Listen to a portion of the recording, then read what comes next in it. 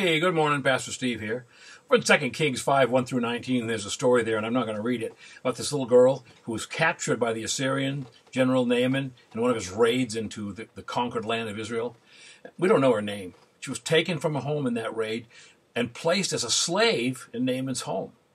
And in that home, this unnamed girl was faithful. She was used by God to bring about a great change in Naaman's life. I guess her parents would have liked to know that what they taught her was being used, or what she was doing in that land far away, what they didn't. Don't know her name.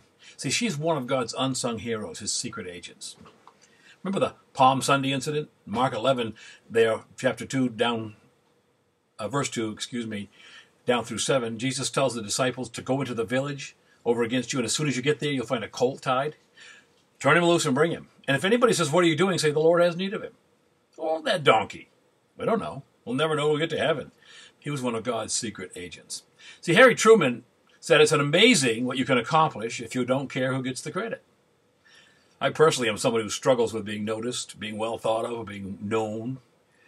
I suggest that I can, if unchecked, become a people pleaser. I'm glad I have brothers and sisters who remind me I'm not all that, but I still struggle. Indira Gandhi said there's two kinds of people, those who do the work and those who take the credit. Try to be in the first group. She said there's less competition there. My dad was a servant.